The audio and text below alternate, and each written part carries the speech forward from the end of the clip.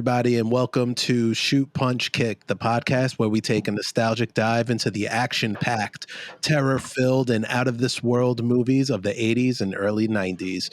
That's right, motherfuckers. It's the golden age of genre cinema, and we're talking about everything from blockbuster hits to forgotten-about B-movies. This week, we're traveling back in time with Jean-Claude Van Damme in Timecop, directed by Peter Hyams.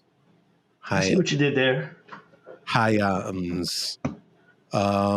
Yeah, man. I was excited to pick this, excited to watch it. I saw this definitely in theaters, and I didn't watch the trailer before I watched the movie. And I remembered that they were really hyping up, that shot where he goes back in time and there's like the semi truck behind him. Drops underneath it. Yeah, that was like the big selling point I remember for me as a kid. I was 10 years old when this came out, so I saw this in theaters, and especially going off of like Terminator 2 hype of time travel, everything. I was really excited to see this. What were your personal histories with the film? I saw the film, I think, 2 years ago for the first time during COVID. I was just trying to catch up on all the movies that I felt I should have seen back in the day, and that was on my list. And I forgot that this was watching it again last night, I forgot that this was another Van Damme twin movie, technically. Mm-hmm. Do we know if this is before or after?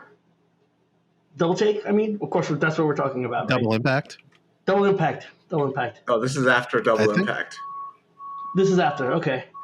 Yeah, that's definitely after. Like, this is when he was on the precipice of being this is when he was just about to become like a mainstream action guy, because this was his highest grossing movie.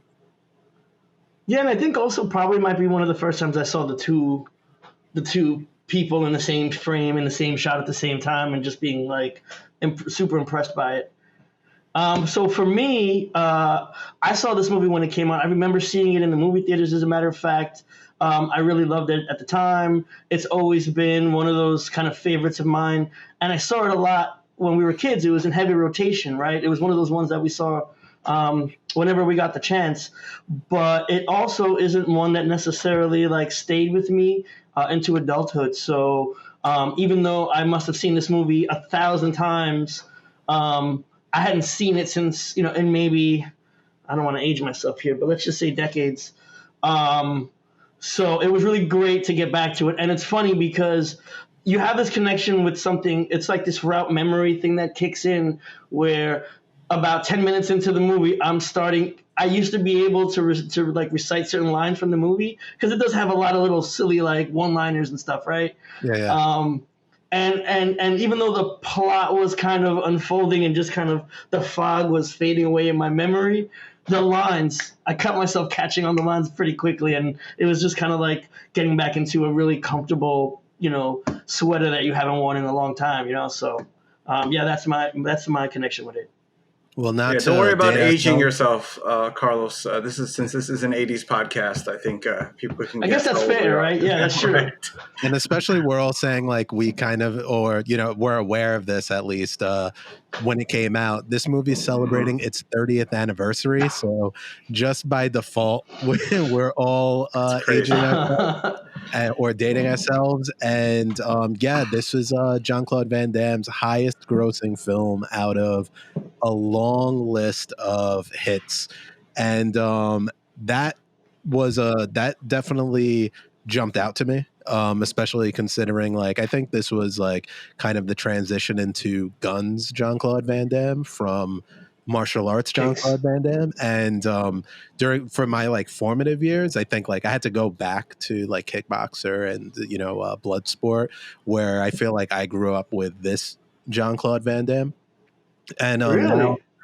Just the age. I said, I was 10 when this came out, and then after this, it was this Hard Target, Universal Soldier was around this time. Yeah, they were still fighting in it, but it wasn't kumites and just straight up being like Well, I mean, I guess it's kind of funny too how such a small age gap between us, right? I mean, we're talking 3 years, Mhm. changes our vision. Like the shooting Van Damme was already not my Van Damme. Mhm. Mine was the kicky Van Damme, was the blood Yeah, sports, right? And just such a small distance in age between us, like totally. It's interesting how that colors our view of him as an actor.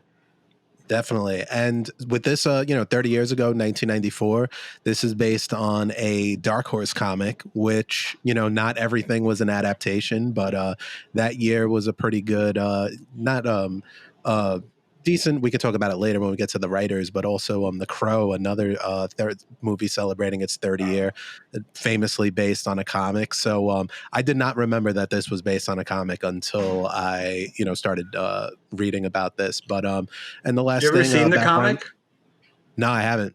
Oh yeah, I don't know what the source material looks like. So Yeah, I mean, I would even I'm argue. curious You said how. you Yeah. didn't remember until you saw this. I didn't know that until I read this. Mm-hmm. Oh Like, yeah, even yeah. at the time, I don't think I was. I mean, I was aware that the Crow was, but I wasn't aware that Dark Horse is funny like that though, because just Dark Horse wasn't mainstream like that, right? I think he was an offset of Marvel at the time or something, right? So I was into comics, but it was more like Wolverine and stuff. And so, Yeah. but then Dark Horse did it the other way, where it's not all things started off as a comic and became a movie. Dark They Horse, did a lot of in my that. recollection, yeah, it was the other way around, right? It was RoboCop versus Terminator, and Predator Alien versus versus Predator. RoboCop. Yeah. Yeah. Well, with this one, I remember from back in the day where it jogged my memory just based off the beginning. It has the based on the Dark Horse books, and I never saw it. But the last background tidbit that I have is on the poster. How do you get what got me? Aside from the trailer, they killed his wife 10 years ago. There's still time to save her. That's a great line. That is a great time. That is awesome. So yeah, we're watching Timecop. So I'll run down a brief plot synopsis, and then we'll talk about it. So movie starts in 1863, Gainesville, Georgia. A time traveler with advanced weapons kills 5 Confederate soldiers and takes their gold. By 1994, the Justice Department, reacting to time travel technology, creates the Time Enforcement Commission (TEC) to prevent history alterations. I like in the movie when when he mentions the Time Enforcement Commission, he already abbreviates it. He's like the Time Enforcement Commission, or TEC. So like they definitely had tech in the name. We meet Jean-Claude Van Damme, Max Walker, a police officer who's recruited to TEC but is attacked, resulting in his wife Melissa's death. By 2004, Walker, now a seasoned TEC agent, confronts a conspiracy led by Senator Aaron McComb, who is manipulating time to finance his presidential campaign. Walker's investigations reveal betrayals and lead to confrontations across different timelines, culminating in a showdown where he stops McComb's plans, saves his wife and unborn child, and restores the timeline, eliminating McComb from history and securing his family's future. Also, can I just say very quickly, I was today years old when I realized that TEC also spelt tech. Well, I watched it with the subtitles. You got to see it. The more you know. It's on camera too. My reaction to finding that out is literally on camera from 3 seconds ago. You got to get the reaction shot.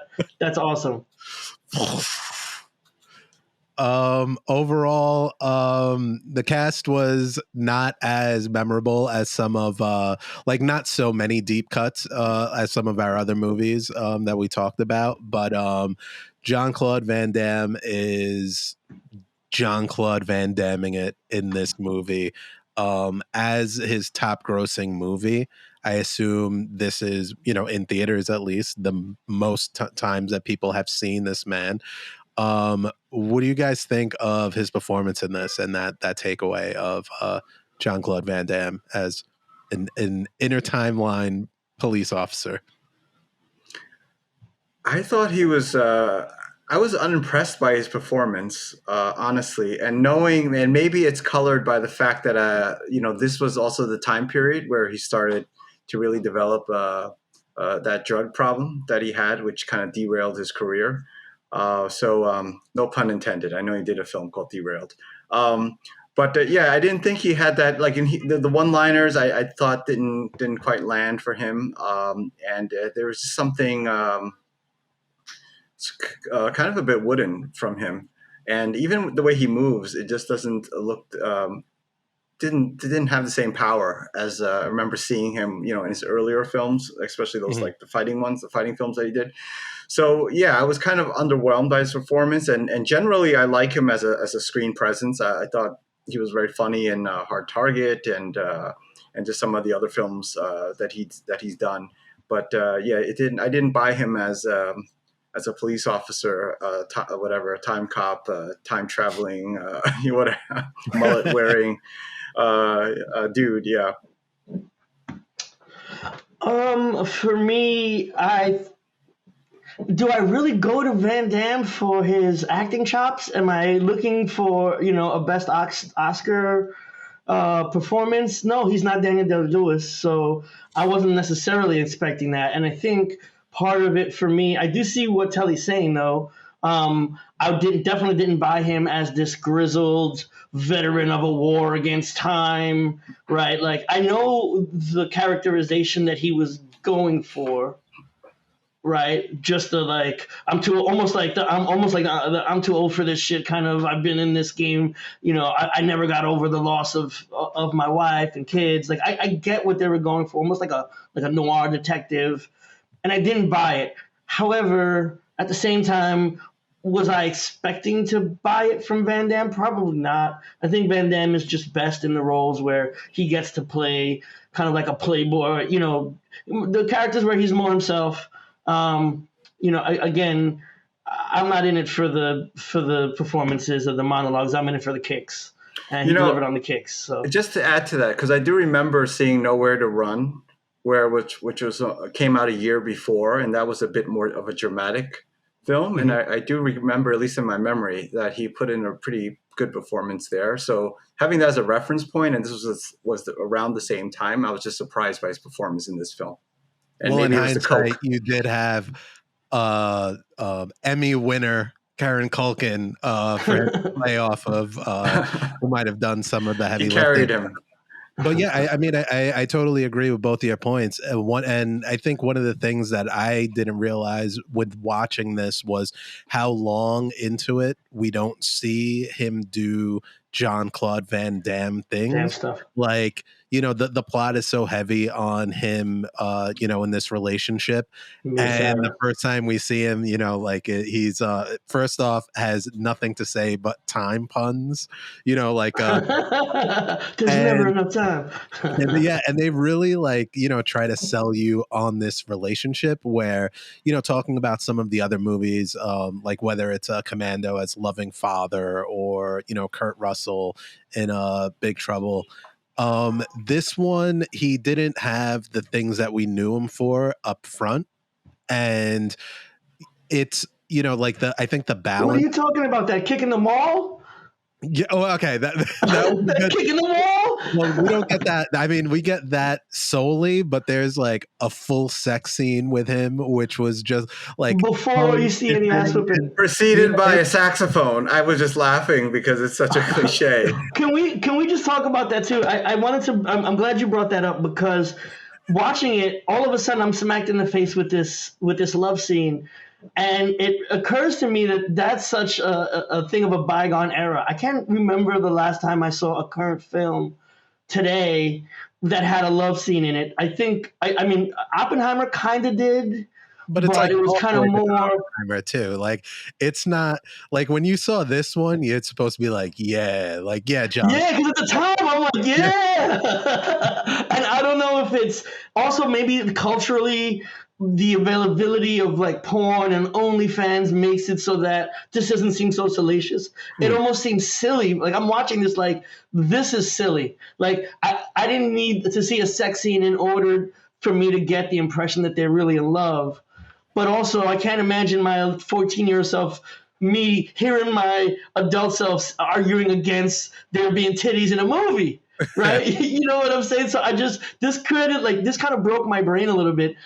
Seeing like, holy shit, you know what? Sex scenes were a thing in movies, and now I sound more like the people that were hating against those scenes back then It just than the feels person that I was. it felt very gratuitous because you have the main actress, the main female lead, who's supposed to be the wife, and she's, it's Mia Sara, is beautiful, but she's like, it's completely naked.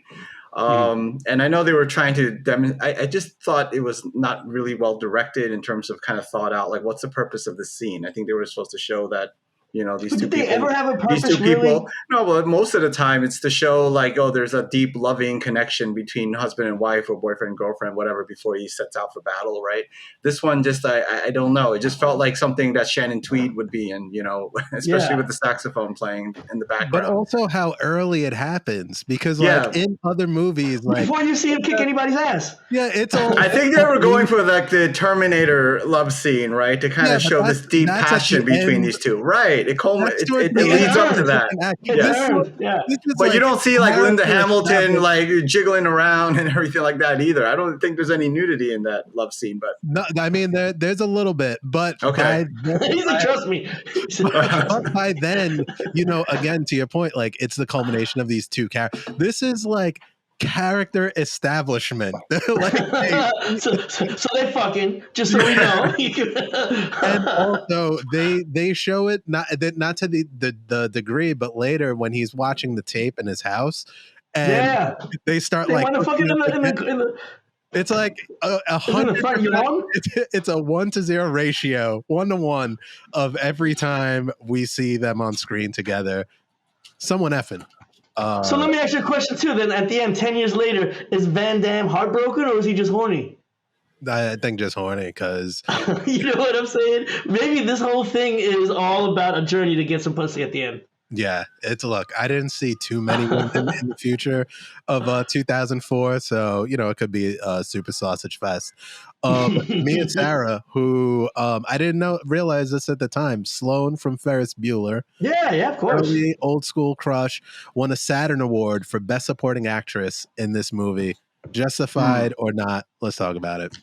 Well, it's a Saturn Award, so no, I mean that's a big deal for the genre, right? I thought she was just there, especially for someone like her. She was also in Legend with Tom Cruise. I thought she was underutilized. She didn't have much to do other than being the. And this was kind of the tail end for her too, right? Because I remember. Yeah, she kind of disappears after this. Yeah, well, and even at this point, I feel like I hadn't seen her in something in years when this came out.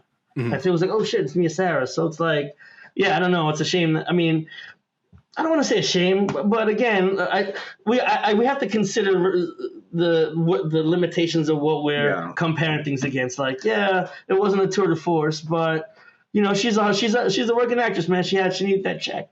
Listen, I'm saying once you're going topless in the first 10 minutes of a movie called Timecop with Van Damme, yes, you've seen better days.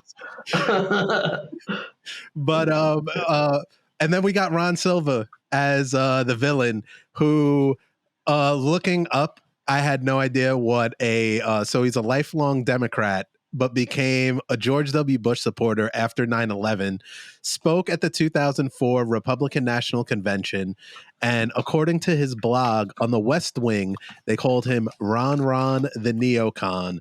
So judging with his character, I definitely did not catch how much of this movie is about campaign finances, essentially. Yeah. I do wonder, given his background of I thought he played the role very well of an ambitious senator who you can't trust, and is essentially almost like two roles, like young, optimistic, I guess, would be very generous in giving that characterization, but somewhat of a difference between his two roles. But I thought it was a good antagonist for someone who's using time for his benefit. Yeah, I felt the opposite, unfortunately. I just thought he was not intimidating. He did not come across as evil or scary or anything like that. So I thought in terms of just having an antagonist that sort of matched up or with Van Damme, it wasn't there for me. And maybe I'm just not the biggest Ron Silver fan, but I saw like another movie with him recently, Deadly Outbreak. It's an old Jeff Speakman movie that went straight to video, and he's basically playing the same character, like a business guy in a suit that just like, talks tough, but doesn't have the physicality, doesn't kind of demonstrate why he's such a evil badass. And you don't have to be like some jacked guy. You think of like Clarence Boddicker in RoboCop. He was intimidating and scary. But I don't know. I thought Ron Silver, they needed a stronger heavy for him for Van Damme.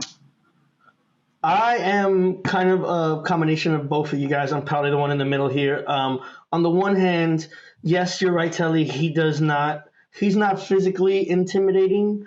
Again, I don't think that was the point. I think that's what makes you hate him even more, is that, you are like a sniveling, sneezy, back politician who doesn't really get his hands dirty and wouldn't stand up in a real fight and is a coward. And I think that he inhabited that role really well. I think he was perfect. I just bought him as a sneaky senator, again, shady, taking money and corrupt. But conversely, I think part of the writing did him a bit of a disservice, because some of the stuff, he is a little mustache twirly. Right, to this extent where, like, at one point he's like, hey, he's walking. I think he's in the White House or something, and he's walking, and there's just some random secretary, maybe she's an aide, a staffer, or something, and he's like, hey, you ever been in the White House? You ever been in the presidential limo? She goes, no.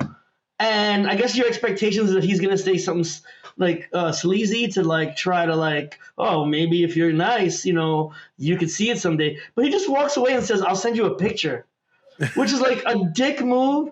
But he didn't even say it to anyone. He didn't say it to her. He didn't say it to like anyone else. He just kind of said it to himself and walked away. So the purpose of that dick move was just for him and for that was like mine, and no one else gets to have that, which I don't know.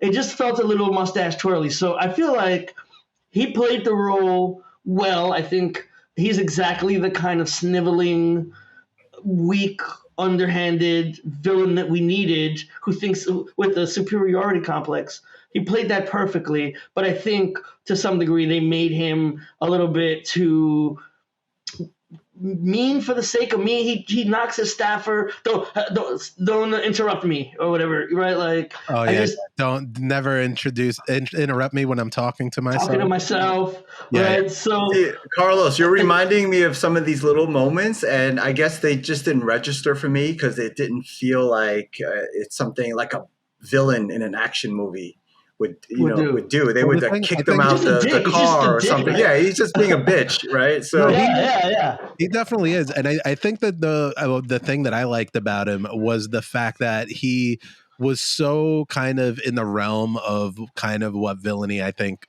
currently is with the politics part, because a lot of what he's doing was so like the evil, not the evilness, but like I guess the bad deed of wanting to essentially defund the time police and shut this down. Of it's like, you're seeing him make like bad faith arguments. So while I agree with the mustache twirliness, but some of the points that they were making of like, it doesn't matter. So basically his whole goal was to get money so he could be on TV, because that's what wins the office essentially. And I think like, given the political climate of now and the last like 30 years and more, of the importance of how like campaigns are run and the vision of I guess the citizens, those were the things that I kind of liked with this, which I don't think is generally in a villain role, like I think typically it's someone who matches with the hero,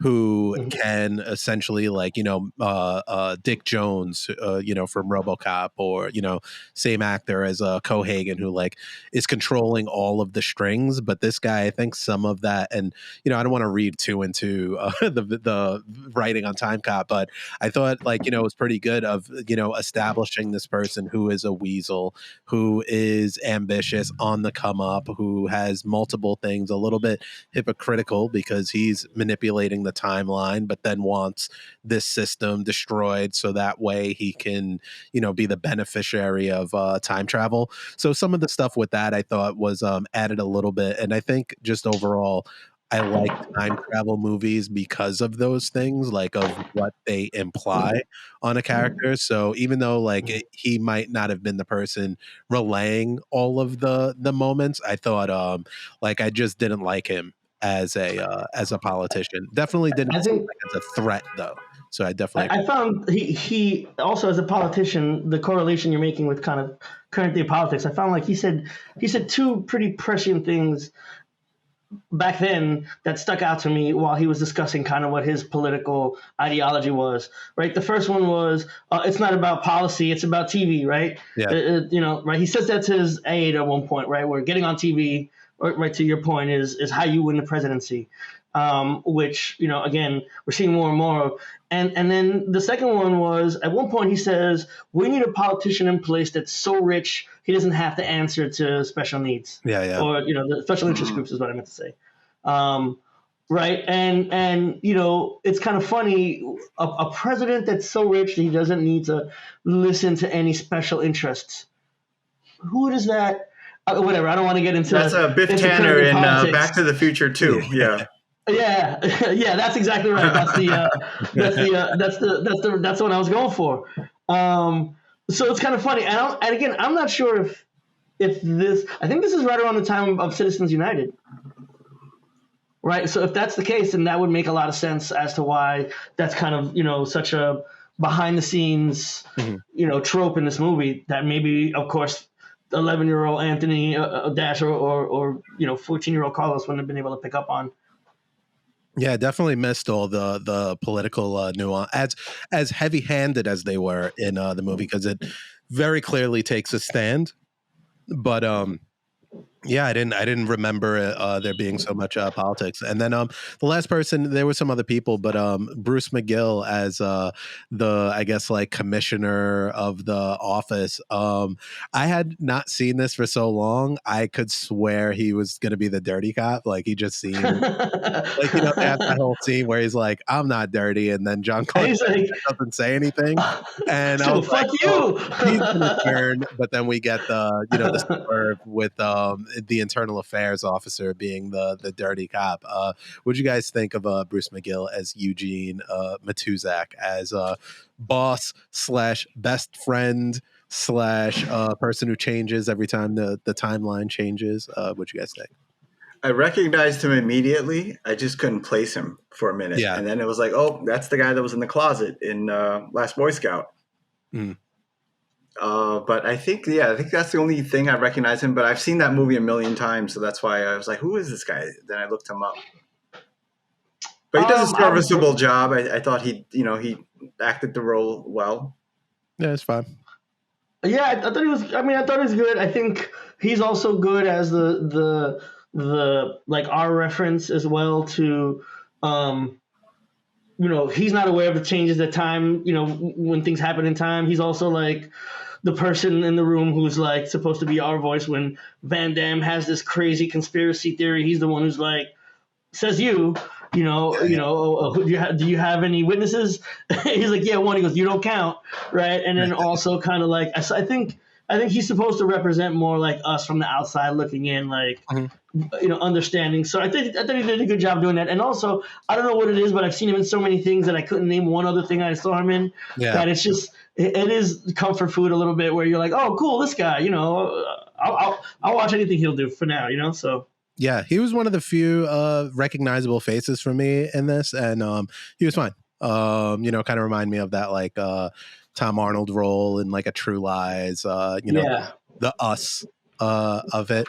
But I assume we'll spend some time talking about the writing in this movie because there's a lot going on.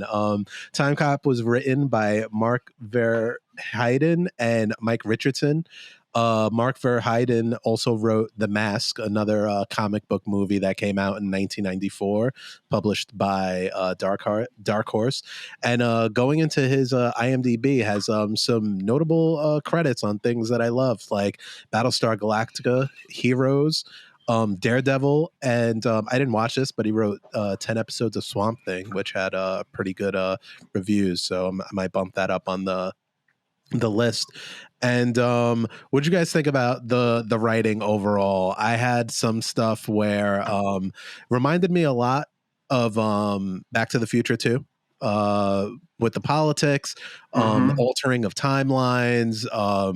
The whole scene where he shows up at the mall is very similar to Marty showing up at the Enchantment Under the Sea dance and watching old version of him do some stuff. But it was there were some really good ideas in this movie. I don't know, like, if like matter not occupying the same space. Like, I feel like people talk about that about time travel movies to this day, but as far as I know, this is the only one that really has that as a rule. So I don't know if that just means that this movie's like kind of embedded in the time travel zeitgeist. But yeah, what'd you guys think of the writing?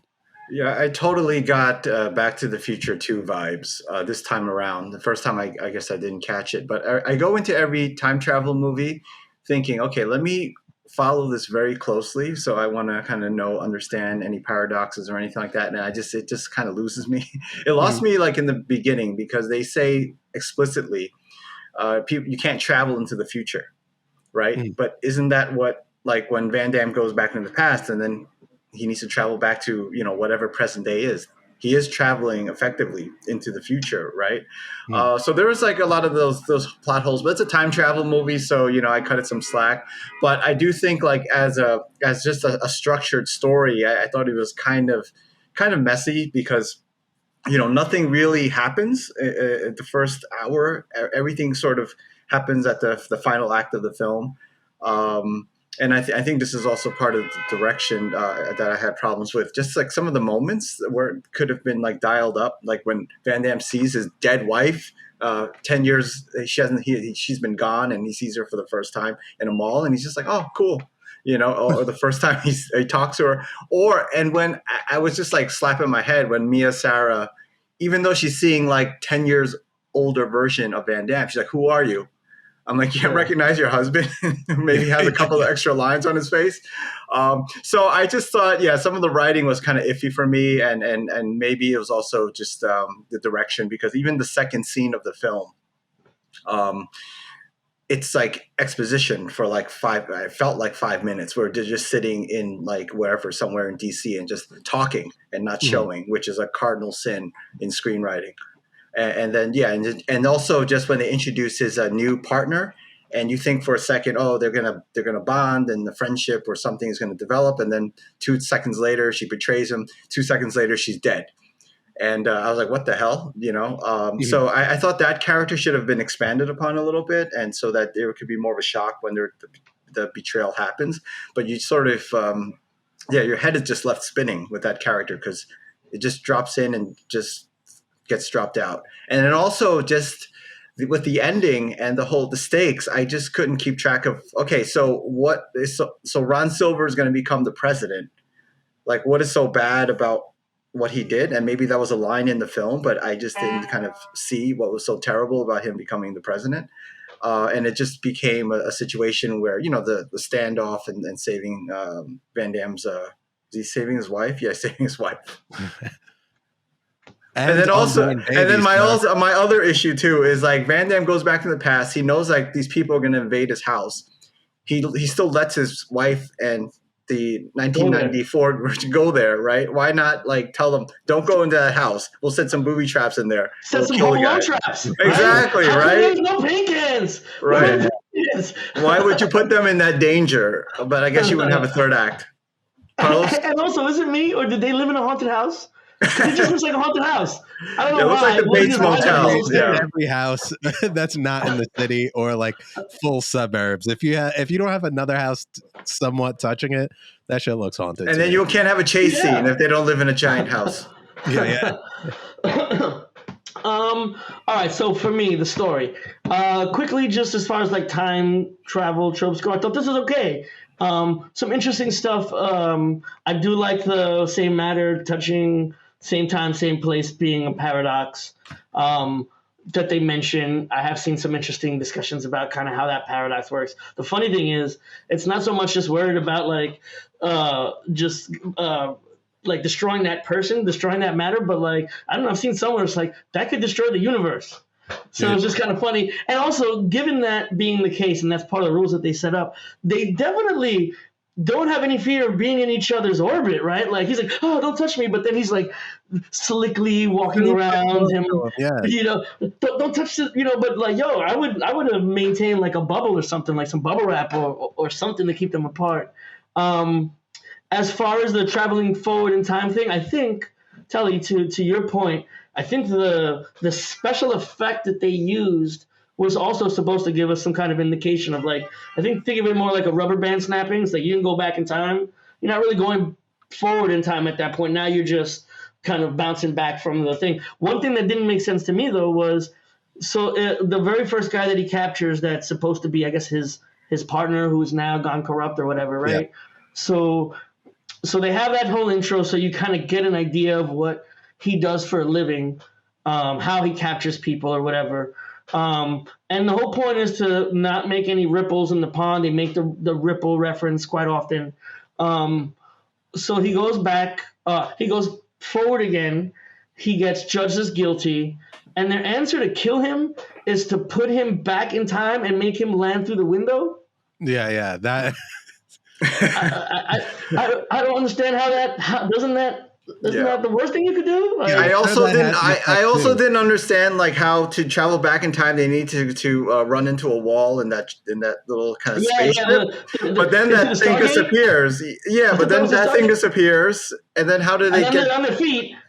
Yeah, and then when they come back, they're seated in the thing again. And then also, I think it was kind of funny too that the for comedic effect, sometimes they nail the landing, and sometimes they don't nail the landing. So you could end up in the water, or you could end up right in front of a truck. But when it's important for the plot, and the bad guy has to walk in just at the right time, at the right moment with his goons. Yeah. Know what I'm saying? Apparently that's the fault of the dude who has like, I guess what's close to hentai of because when they land in the water, they like specifically blame him, who when they take off, he says, what does he say? Is this hot? Yeah, something. What's in the future stuff, right? Yeah, it was really weird how like I guess turned on he was by that. I had some like time travel issues where I thought because again I haven't seen this for a long time, and it seemed like they were doing like a 12 Monkeys kind of thing. So first off, like when they bust into the house after he's leaving, it seems like their mission is to just kill his wife, whereas like he was leaving anyway, why go in there? But they do a thing where they're in there, I guess from the future, the senator, right, is in there with the wife. We can see that they're from the future.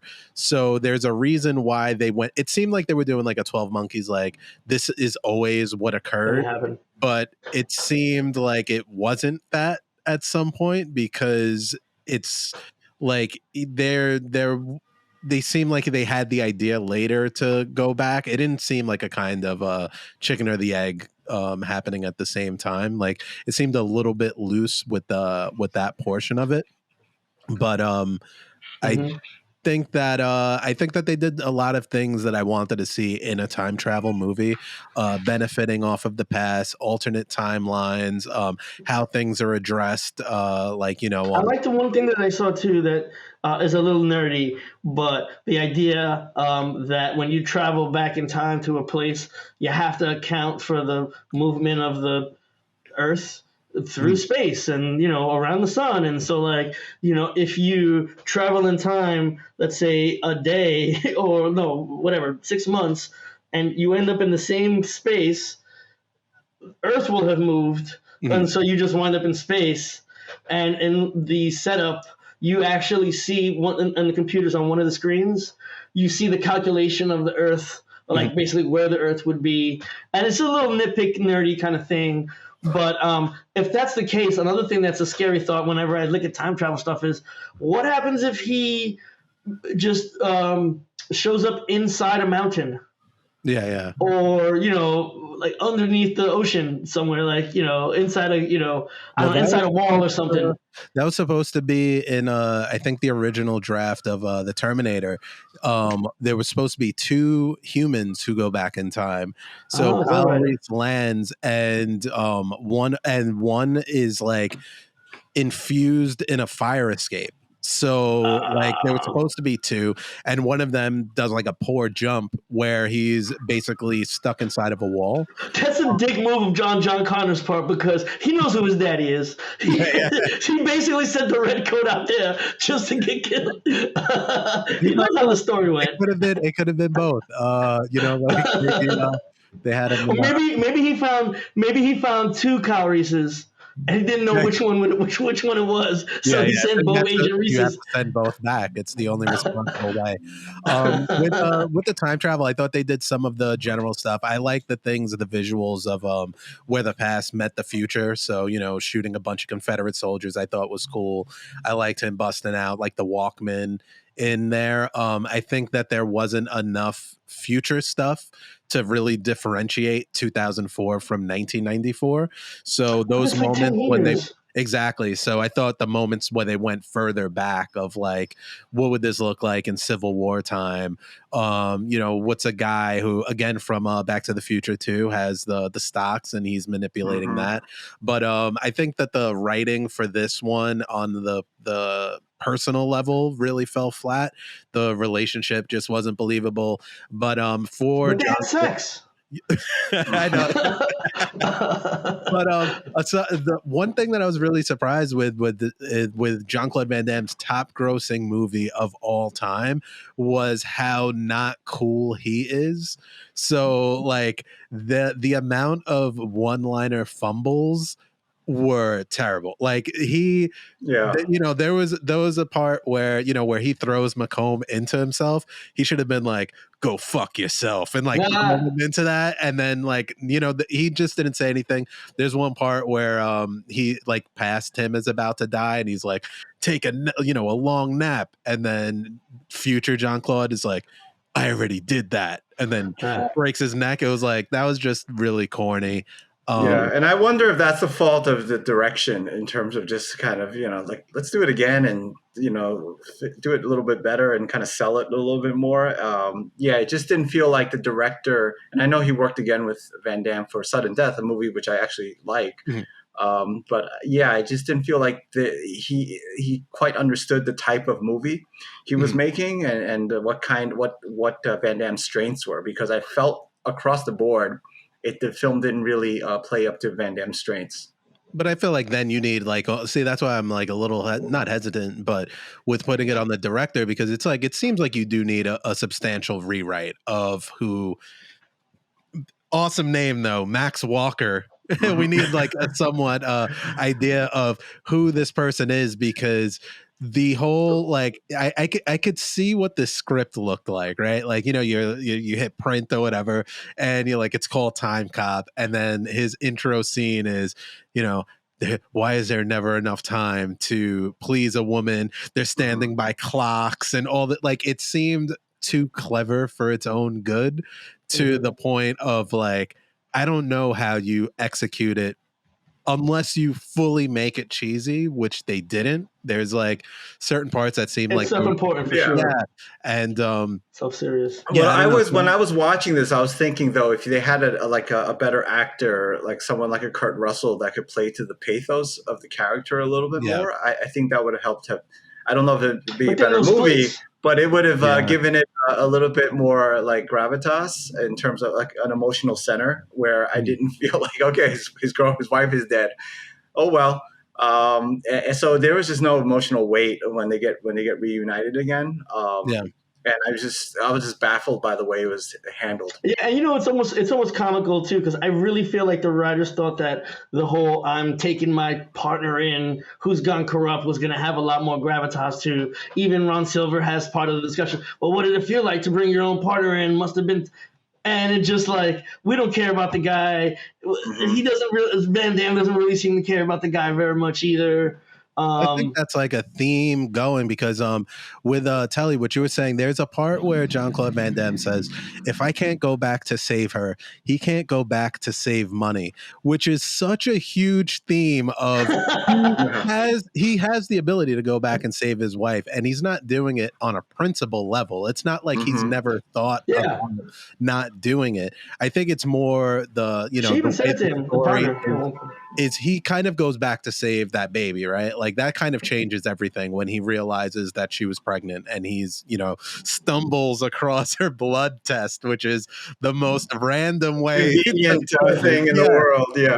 So with that, there seems to be things where it's like, if I told you what the beats were, you'd be like, okay, that makes sense, right? Like, oh, you know, and he's been very disciplined against changing it. He doesn't want to, you know, use a time travel for personal gain, but He brought in his own partner. like, wow, that makes sense. But then it's in the execution where you're like, oh, okay, so how did he figure out that that his wife's pregnant? Well, he just so happens to be working in a lab for, you know, blood things. things. You should ask. But yeah, there's little stuff like that. I think like I think the cheesiness, it's tough because some things are just bad and then some things are cheesy where I liked it. So for example, like when he gets home and the automated voice message is like, you have no new messages. Like just being greeted with that every day, the watching the tapes and then like saying repeating what he says. lines. Yeah, it had a lot of like cheese factor, which is where I felt the movie shines. See, with a better actor, like those were one of the scenes I was thinking. With a better actor, that I mean, because there was a similar scene in Blade Runner 20. Blade Runner, that's right where Ryan Gosling comes home and he's lonely, blah blah blah, and that and you felt something in that. I didn't like the film, but you felt something there, right? So and that was missing in Timecop. Denis Villeneuve. I just thought like with those things, just so if they're not going for like the good version of that, then lean into this is a joke with that. And one last thing that really kind of okay, two questions actually. One real quick, there's a news clip and they're just like the white supremacist party is leading in the polls, just a crazy drop to just drop in casually, like with no context. But they needed more of that, you know, because you know the show don't tell, right? And just the thing with Van Damme coming back and the big change in the different timelines was the sign and the names on the sign. They could have done more with that, like have some kind of news thing happening and show something. Show how different the world was. Imagine this movie directed by Paul Verhoeven. Just thinking about that. In which case I would just watch like as a bonus feature, they should just release like an hour of the news. And then so time travel question. Is kissing your future husband cheating? Because he was making out with that wife like a dude who has not seen a woman for 10 years. It absolutely is cheating because she has not been convinced yet that this is actually her husband from the future or whatever it is, right? And she, like, number one, she doesn't recognize him. So she's not even convinced that this is actually really him, which just baffles the mind. But yes, they haven't established anything yet between the two of them. I mean, listen, all you got to do is look at the knot on his head. That's clearly my husband. But still, so okay, check this out. You're meeting your wife, right? In front of this like clock thing, right? I don't know like what the plans were. And she's a little bit late, right? Like, you know, you're on her way. She shows up after making out with future you. Maybe she doesn't come out and say it. Let's say you just found out. Carlos, how you playing that? You still find me sexy in 10 years? Okay, let's do it. I ain't mad. If I had to lose to anyone, I'm glad it's me. All right. We have a very forgiving I'm caller. not mad at that. Telly, I'm I'm with not mad you. at that at I'm all. with No, you. I I'm not want forgiving. No, I'd be like, get that guy. I'm going to kick his ass.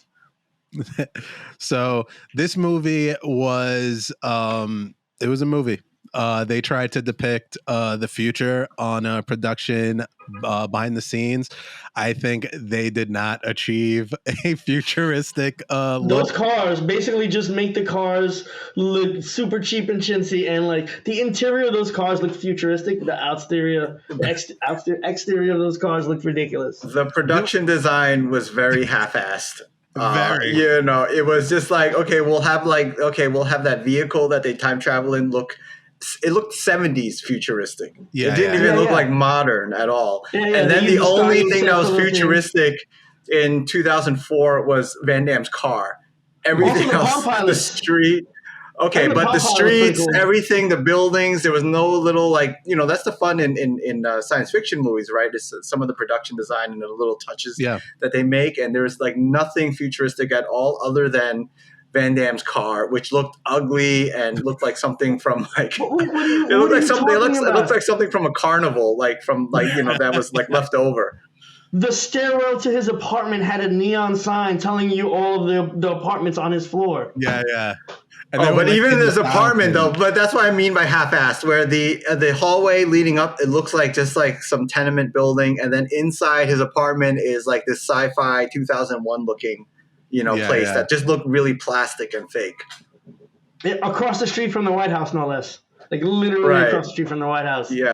So I thought like they just I looked up the production designer because I was just kind of confused, and it looked like it looked like a much older guy too, and that's why probably his reference point was a bit different than sort of somebody from that was a little bit more of a contemporary, Mhm.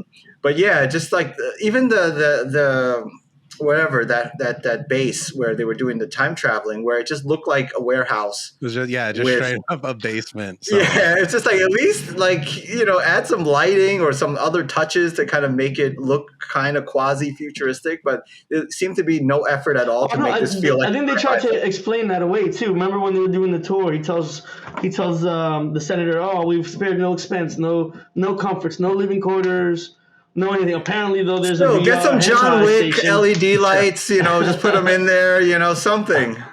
The crazy part is the interior of his car when he goes in. I had to rewind it and count it. He flicks 9 switches and then has to still voice activatedly say home. Like, what did the 9 switches do? He gets in and he's just like da da da da da, just turning all of these dials. The future was a humongous letdown. I think that you're just hit over the head with the limitations apparently of this movie. When the car is driving in DC, there's like no one else on the road. It's like clearly which makes it look more funny, which makes it look more ridiculous. That could have been like the Oscar Wiener truck like driving around. That's how much it kind of just stands out. And you can just tell like they just couldn't do this with more than one car at a time, if any. It completely covered all the windows, so even on the interior of the car it looks like they're looking through shades. I think overall the hair choices, would we consider Max Walker a mullet? Like it's that's like a mullet. That's a blow dried mullet. Yeah, that's like you take his hard target hair and you just kind of curl it up a little bit and you blow dry it. Yeah, I don't know what the idea was of the future, because he's not the only person from the future with a mullet. The one of the big henchmen has like the mega mullet. Those henchmen, man. But just to go back 1 second, like Peter Hyams is a good director. He's made sci-fi movies. Yeah. So just to see sort of this like kind of half-hearted effort for a modern sci-fi movie from 1994 just. It's very confusing. And one other thing I'll add, even the scene when they go back into New York in the 20s or 30s it was. Yeah. That also just felt very cheap and phony. It just looked like backlot and just cheap set. So just in terms of production design, I I don't know if this was like a super low budget movie. It's a studio film, I believe, right? So Yeah. I don't know. Maybe they were cutting corners here and there. No, and I You know thought what? The problem was a lot of that budget went to Van Damme's coke. That's probably true. Yeah. so And it's money well Hairspray. spent, is what you're saying. Yeah, it was just a very I don't know. It just felt like a lot of limits on the movie. With the special effects, I thought there were a couple of cool moments. I thought the like ripple leading into what they were saying was cool, like just kind of pop up when they would time travel. But one of the things that I didn't remember being as bad was the huge buildup of Macomb dying, because they're like, oh, you know, you can't occupy the same space. They mention it like 5-6 times. You're like, oh shit, they're gonna do it. And then when they do it, it's like the not greatest CG going on with you know, while there were some pretty cool impressive things, I thought, with them like sharing the same screen, like walking across each other for 1994 looked pretty good. The one visual effects I thought was done well was when young Macomb gets kicked in the face and then a scar appears on the old one. Yeah. I thought that one was cool, but overall, just production wise and special effects wise, pretty not impressive overall. Yeah, well, can we? If we want to talk about non-impressive things, can we just talk about the knife fight, please? Can we please, bro? Yeah. Please. Do I need to do it, or I didn't know if this is not going to get mentioned? Go for it. Please talk about it. So, years and years of martial arts training had never showed me that all you need to do to survive a knife fight with another person with years and years of martial arts training is just hold your knife like this.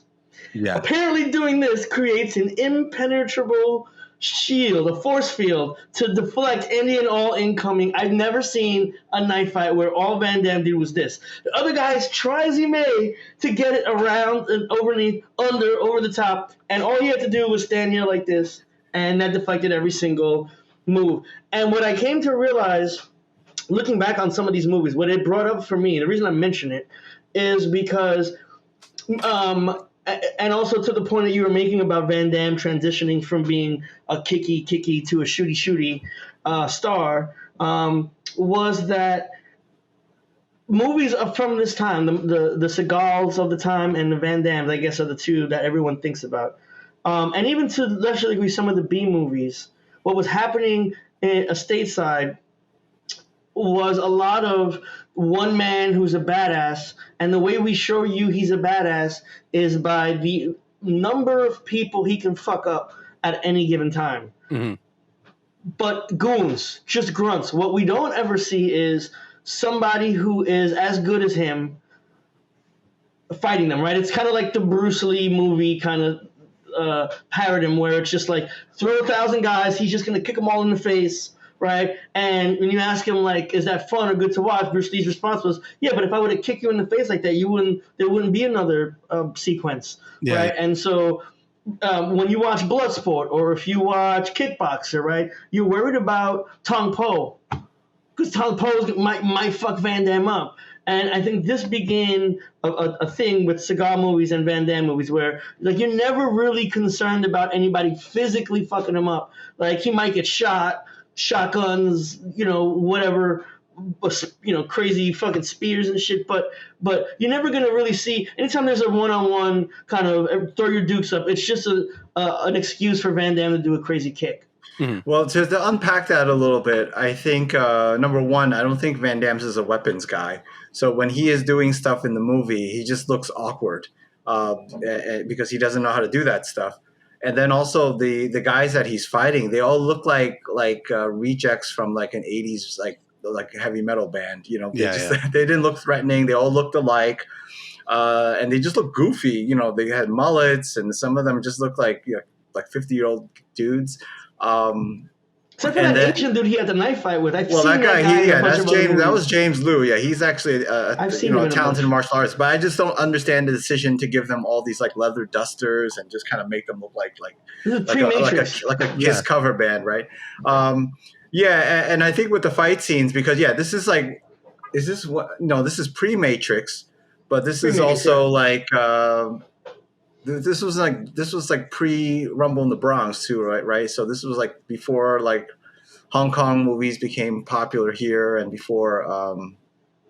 Oh wait, no, because No, Hard 94, Target came. 94. Oh yeah, right. Okay, yeah. Just the no excuse, choreography. The choreography just what left It a lot just to be sucked. desired, and you could also see it was very obvious where like Van Damme was being doubled, and I also wonder if that was because he wasn't in proper shape because of the drugs to kind of do his own fighting or whatever.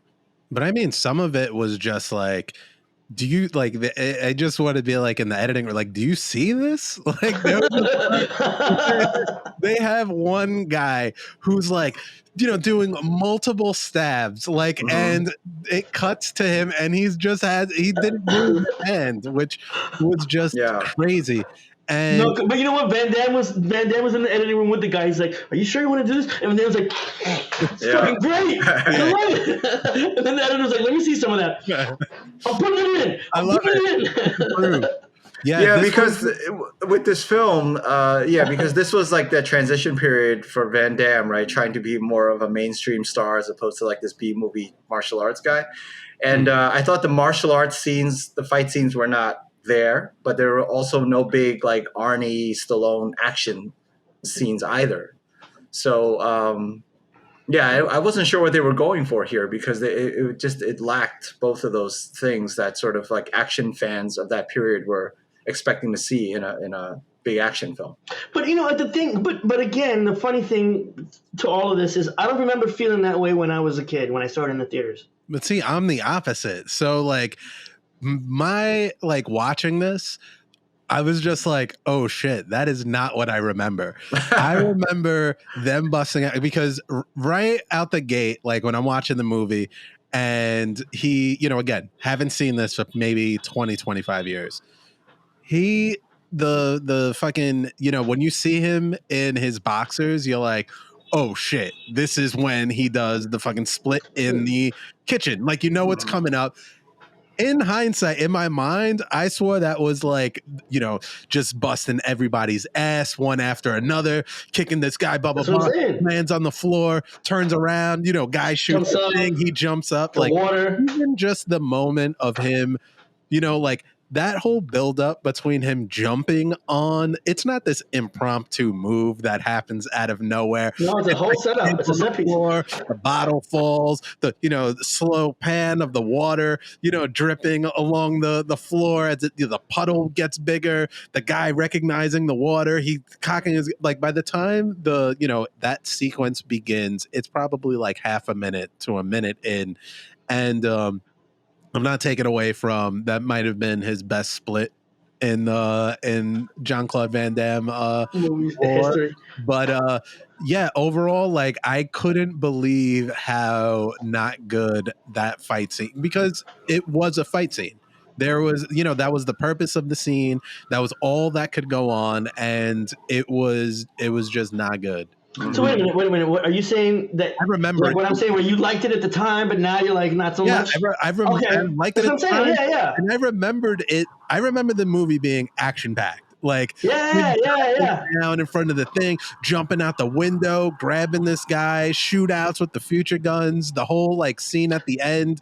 But wait a minute. Can we also address the fact anybody who's ever played a first person shooter knows you do not use a red barrel as cover. That was crazy too. And they make like, it says flammable right on it. It says flammable. How am I using this as cover, bro? Okay, but I have a question. So we're basing this off of, I assume, other action movies and video games. If you shoot a bullet, can you shoot like a barrel of oil? What happens? Like, does it explode or does it just shoot out oil? So I think they. I saw a MythBusters on it, Yeah, and basically what they were like was the heat itself isn't enough to like blow the thing up, but if there's a spark, if the bullet creates a spark when it hits like against the metal. metal, Yeah.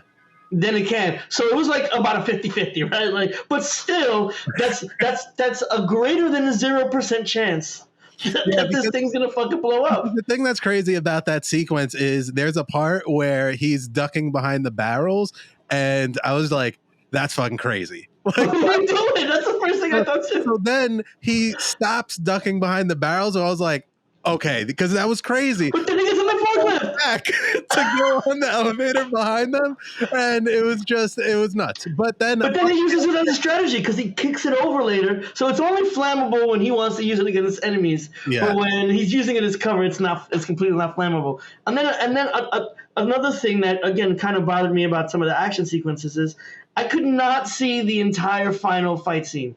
Like the entirety, really dark. It was I couldn't tell, and I guess Like maybe Game of that Thrones save some of the money on the different which Van Damme is it or whatever, but I just spent the whole time being like,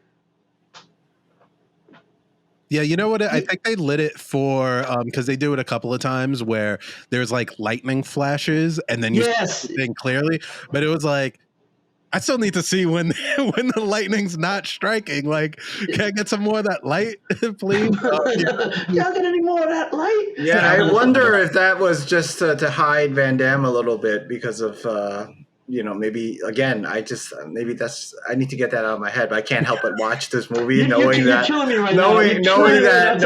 was probably not in the greatest headspace.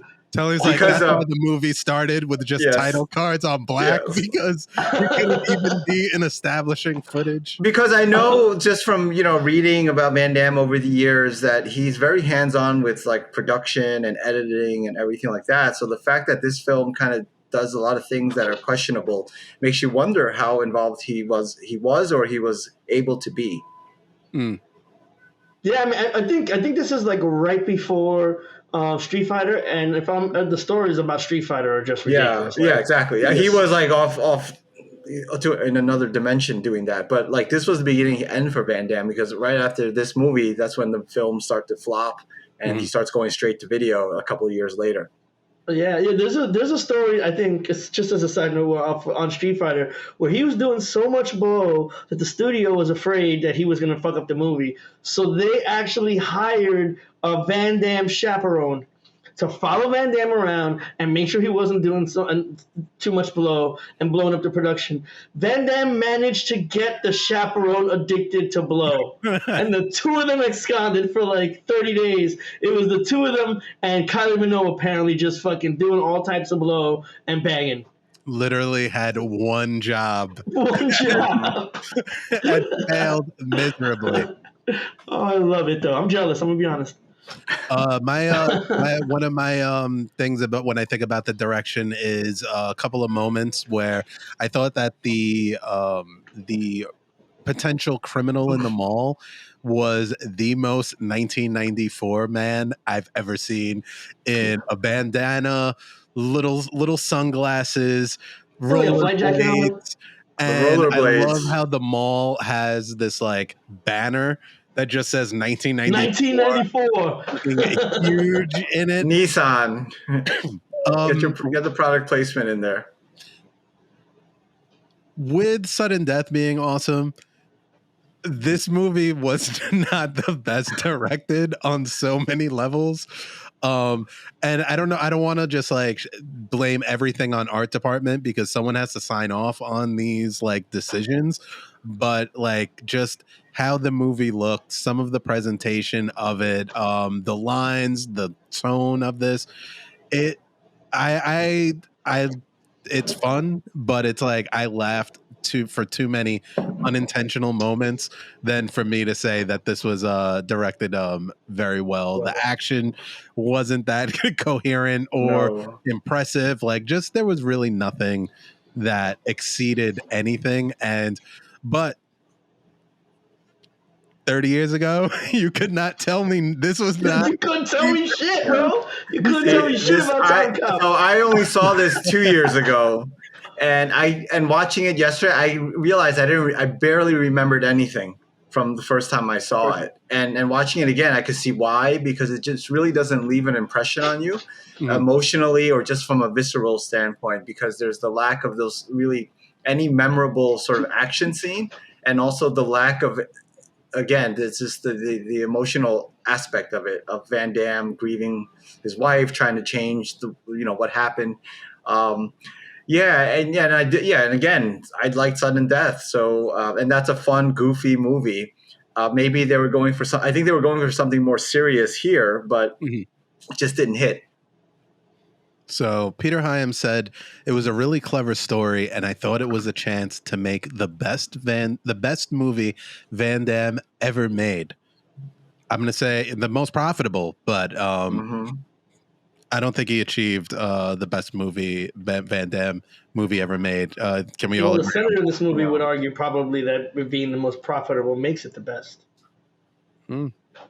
To be fair, well, the court of public opinion in Letterbox. Yo, can I just say, you put down, this is, I think, the best comment on any movie I've ever was the 1994 and 2004 Jean-Claude should fuck by single white familian. That is gold. The internet is undefeated. Undefeated. I feel like that's only great review that everyone needs. That's the only review that matters, bro. Well, you picked that one up. Let me just tell you something, Dash. Mwah. It stands out when you see that. That was beautiful. Also, I like the drip that both Jean-Claude Van Damme's wear, which are just basically flight jackets with the sleeves rolled up. Fashion for him has not advanced at all in 10 years. I mean, you can't front though. It still looks kind of fly though. As a guy now, still dressing, wearing the same shit I wore pretty close to 10 years ago. I felt seen a little bit. We could skip. Generally, I would ask about the music by Mark Isham. I served. It was there. It was there. It existed. Came in hard at the beginning. This movie started with just credits on black and the most action-packed song for no reason, but yeah, it was there. Overall, I also think it's interesting too to mention that this was a Raimi Tappert production, which I'm just wondering what their level of involvement was, because I typically love everything Raimi Tappert. I mean, again, these are the Evil Dead guys, but around this time they were doing Xena and Hercules, and I'm just wondering if, in the context of the production house that brought you Hercules, the Warrior, and Xena, the Warrior Princess, brings you Timecop, I wonder if that has any kind of Raimi produced. I think Raimi had a deal with Universal because he also produced Hard Target. So I think this was maybe part of a deal, or this was meant to be like kind of a follow-up, because that was part of the Van Damme mullet trilogy. Yeah. Right, yes. But again, this movie, I can see a world where someone hands you this comic book and this script and is like, I got an idea for a movie. I'd be like, yo, this sounds fucking awesome. Are you kidding me? He goes into the future. He's jumping back and forth, doing multiple timelines. And then it's probably like when you're making it, it's like, okay, so let's see that future set. And you show up to the basement of an Looks like the basement of an apartment building, right? Yeah, that's what I thought too. And then you're like, oh, okay, so we can at least film in this mall, right? And you're like, we can film in the back part of the malls. We can't do any stores. We can't do, and okay, but we're in DC. We can get some of that traffic and all right, well, we can't. No, you're just gonna get stock footage of the White House. Yeah. Yeah, so it felt very grainy stock footage of the White House. The lady from Apartment 21B is doing laundry in your TEC headquarters. Right? She doesn't want to hear anything. She's in a rent-controlled apartment who's not respect. And yeah, it just seems like I could see them jumping on board to produce this, and then this is a movie that I feel like just did not hit it with the on execution parts of it, because I think if someone never saw this and listened to this podcast and ignored us shitting on all the parts but just talked about it, or if you read just the Wikipedia, you'd be like, yo, this sounds really dope.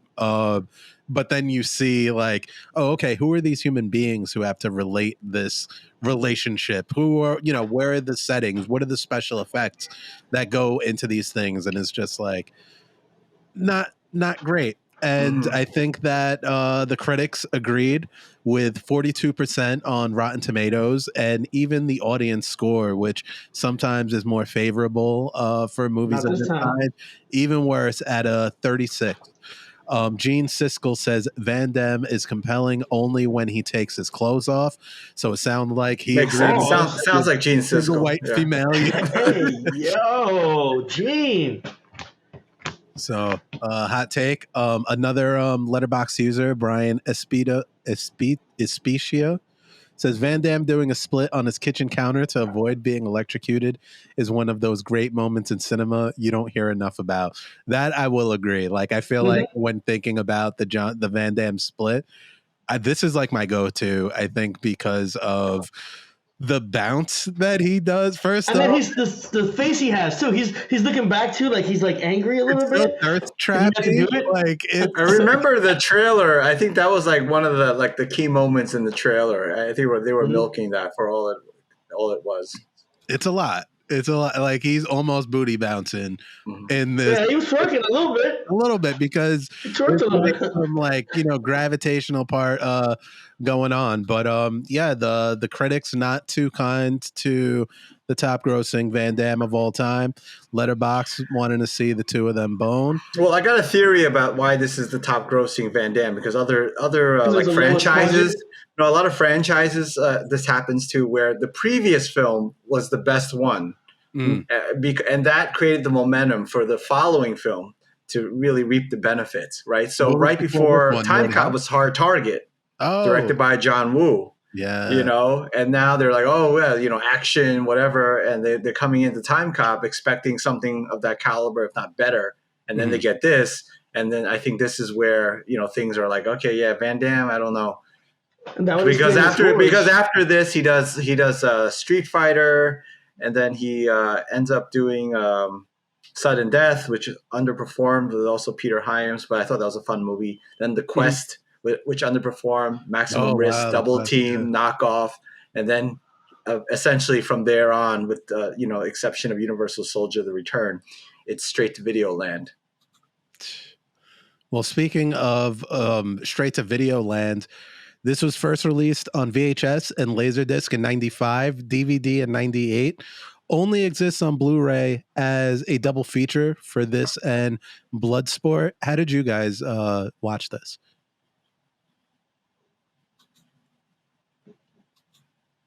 Did you guys watch this on I'm sorry, we streaming? lost you. Yeah. Oh One more yeah, we time? lost you for a second. Oh, sorry. No, I was saying this movie first released on VHS and Laserdisc in 95, DVD in 98, but the only Blu-ray was released as a double feature for this and Bloodsport. Yes, Well, I have the double the good with the feature. bad. Yes, I have the double feature Blu-ray. I watched that and Bloodsport during COVID for the first time. And they Wow. were like, wait a minute, you hadn't seen Bloodsport up to that point? I've only seen parts of it. I haven't seen it from So like beginning to Van end. Damme is like a hole in your, it seems like, right in your. Yeah, well, I've repertoire? seen a handful of his. I saw Cyborg and Kickboxer and things like that, but yeah, I just didn't. I never saw Bloodsport from beginning to end. Okay. But yeah, I was catching up on my Van Damage, and I was like, oh, maybe I didn't miss too much. I like that Van Damage. I like that a lot. How did you I like watch that a this, lot. Alice? So yeah, no, I mean, I just luckily it was on Peacock, but I saw it on VHS, right? Like started in the theaters, and then I'm pretty sure one of us either had it on VHS or a copy, and I hadn't again seen it since. So this would have been the first time I saw it in decades. So streaming and whatever, it looked good. I mean, I'm not sure if it was in high def on Peacock, but it looked good.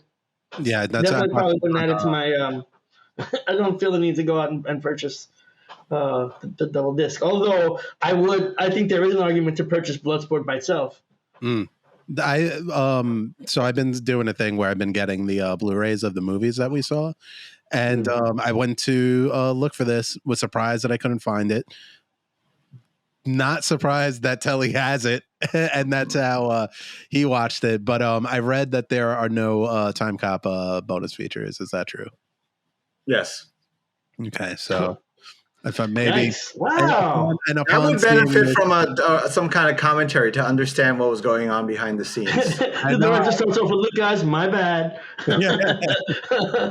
I would love it. And someone's just like, "Yeah, we're in my building's basement." Also If you look in the back, you see my landlady. Also the TC. This movie, not despite, but maybe because it's a hit, it had a direct-to-video sequel with Jason Scott Lee and Really? a TV show. Timecop TV show. Pretty crazy. Was it like an American American TV? show is one season, I think. Yeah, it's UPN? like Let me guess, UPN? Yeah. No, I think it was ABC. I think it was like on a network. Oh, okay. Well, UPN was a network. That, yeah. Like a real network, yeah.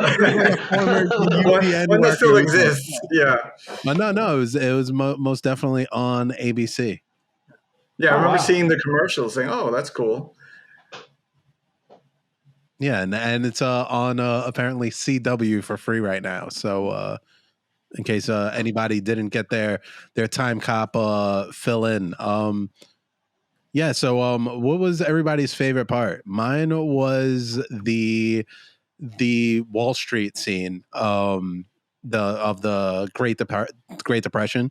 Again, agreeing with Telly, the production of this definitely felt like thrown together. You just have like the bellhop guy there, but I like the moments where that plays with the visualness of the show don't tell, of the time travel of what's going on. And I thought this guy getting rich off of this thing, because you kind of like know something's a little off with him, and then he sits there, he has the walk there, he has like the old-timey music playing, and he's like, let me shut this shit off, and gets like the Walkman out, and is comparing the things. He busts out the modern gun and jumps out of a window so he doesn't die, and then Jean-Claude Van Damme jumps out after him, and before they hit the ground, brings them back up.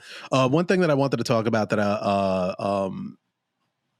semi-related was there was the judge like sentences this guy to death without like a trial, and his charge is time travel with attempts to alter the future. Isn't that what all time travel is? But I digress. My favorite. This was my favorite scene, though. It's short. I think it was to the point. Kind of gives you the idea of what a time cop does, and you jumping out the window, very Point Break style to save this guy. That was my favorite scene in the movie. My favorite scene is when 2004 Van Damme gets reunited with Mia Sara because of the missed opportunity there. I was just like, okay, let's see what they do with this scene, and I was just baffled by the choices that were made and the dialogue that was spoken. Like, like when she said, "Who are you?" I'm like, are you kidding me? This makes zero sense. This makes less sense than the fact that Marty McFly's parents don't recognize him when when he becomes a teenager. And say, "Hey, you look exactly like that guy." Then, oh yeah, Calvin? Is that Calvin? Yeah, is that Calvin? You look exactly like him. But she saw him that morning. Like, it wasn't even that far apart. Like. Right. And also, I think another just example of the direction and script is like when we go back to present day in movie time, and that boy runs up to Van Damme, who's his son, who's like 10 now. Mm-hmm. But there's like no weight behind that scene because nothing like this might as well just be like, oh yeah, you're my are you my new daddy? That could have been that type of scene because it didn't matter anything, and it was played for emotion. And I'm like, how can there be any emotion in this scene at all? We've never seen this kid or anything. What occurs to me also and Van Damme's never met the kid too, so he missed out on his first 10 exactly. Years He's never even met the kid. I mean, that could have been the neighbor's child who just ran up to him. No, that was not yours. Yeah. No, what also occurred to me in that moment too is she runs up to the kid runs up, he hugs the kid, and then Mia Sara comes out and she says, "How was your day?" Now Mia Sara theoretically knows the whole thing because she remembers meeting the 10-year-old version. Wouldn't you be like, today was the day. Yeah. Today was the day. How do I? Yeah. What happened? Like he doesn't. He's just like, oh, he was a little busy. or whatever, right? And also, like, didn't Mia Sarah tell him that this was gonna happen, right? Mhm. Like, hey, 10 years from now, so apparently some shit's gonna go down. Like, I don't know, just in that instance, there would have been. I feel like it would have been a moment for the audience if he would have been like, instead of just being like, oh, it was a busy day, to allude to like, yeah, all that stuff that happened, that was my day today. You know what I'm Yeah. saying? Or she's like, I know, wink. Like, like Something some like sort of that. acknowledgement. For me, the favorite scene, I mean, clearly the sex scene because of the titties, right? Actually, no, that made me feel uncomfortable and weird. I actually fast forward past it at a certain point. I'm gonna be honest with you. I don't know why it made me feel so uncomfortable. I think because Mia But I don't Sarah know. is a classy like actress, and Yeah, every time you see like a classy actress like do Mr. stuff like that, it Sloan. feels a little weird. Yeah. With Um, Jean-Claude Van Damme, high Yeah. on cocaine, I allegedly. think that for me, my favorite scene is probably the scene where they're having the secret Senate committee meeting about time travel. Mm. Just because I like the idea, I like to imagine the idea of how that kind of discussion would happen. If those discussions really happened or not. Just how the government would handle it. It wasn't it was exposition, but it's just an interesting scenario that I like to play over in my head. Regularly. All the time. As a matter of fact, before I got on this podcast. So overall, I think would love to hear more what you all thought. Should I give my rating first and like overall what I Yes. thought about? So I nominated this movie, and when I picked it, I'm going with the last time that I saw it, which was probably 20 years ago. And I remember this being one of my favorite Van Damme movies. And I think it's because of those ideas that I've kind of kicked in my head of just building it off, because the themes are pretty dope when you think about it. Of would you save, your ex-wife who's killed, but you're like bound by the law to protect this system. Really cool ideas of like not being able to touch anybody in the same space. Going back and forth. And again, I remembered a lot of these scenes as being more action packed than they were. Very fast, of him just busting a whole bunch of people's ass, jumping up on, kitchen counters, doing all of these things. But the watching it was very much not the experience that I remembered. And I don't know if that's some of it feels like it's the limitation of the time, but it really feels like the production of it, the directing of it, leaning not away from the negatives. Like, if you can't portray the future, you maybe Don't shouldn't be make the doing a movie. movie called fucking Timecop. Mhm. Or you make it so that it's like, the future the way RoboCop is. Like, it's close enough. You're not trying to rechange all of the cars. Like, I think if they just had a slightly updated car, no one would care, right? You just be like, oh, okay, they're in the future. You can Yeah, time. and it's only 10 years. It's not even that, like, you know Yeah. what I mean? But they drew so much attention to the flaws. But overall, I did have a decent time watching it and thinking about those ideas. Definitely didn't rate as high as I thought it would. But I'm going to rate this one 3 booty bouncing splits out of 5, just because of, I think it's one of the better time travel movies in terms of the implications. Multiple timelines, meeting with himself, people going back to profit off of the future, politics. Like, there was some stakes there, and I thought it had some pretty good ideas. But I don't think this will be my favorite Van Damme movie. Yeah, I'm a casual Van Damme fan, and actually, I've seen more of his like later work than his earlier work. But for this film, I thought a lot of stuff just fell flat, from the direction to the script to the performances and the action. Right? I love me a dumb, goofy action movie. I agree with you, Dash. The ideas were there, but they were just poorly executed. So I'm going to have to give this one Van Damme a head nod out of 4. Use the head nod. That was mine. Okay. Okay. Don't. For me, I think that going back on this movie drew out a lot of the faults. It's definitely not as great of a movie as remembered it being. I think, although I do like a lot of the ideas, like you mentioned, Dash, about the time travel and kind of the way they look at it. I think some of that's because of the comics more than anything else. I am going to give, I think, how do I say this?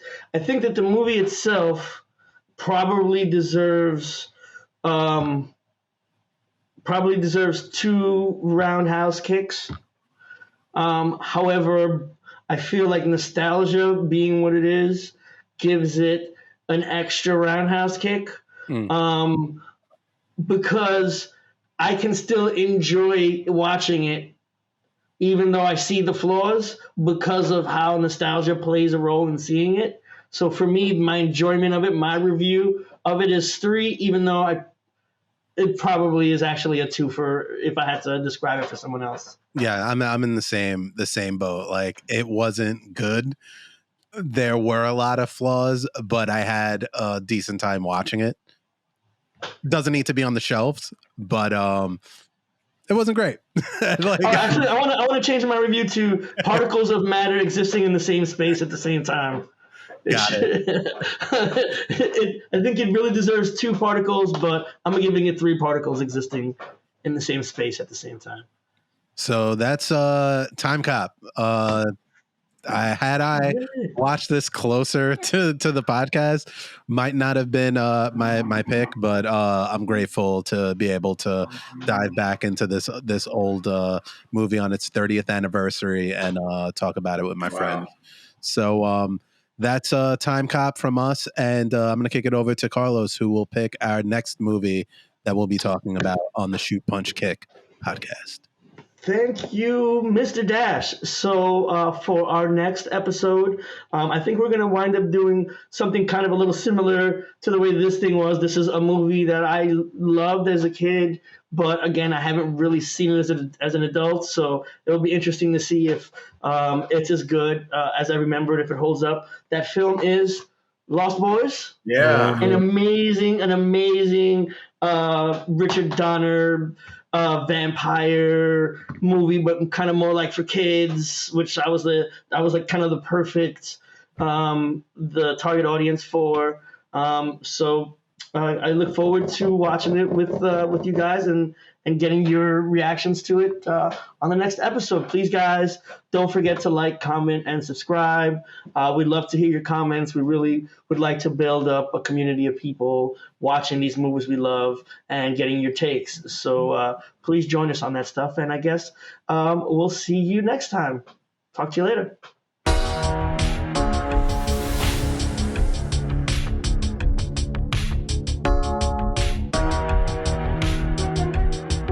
But goddamn.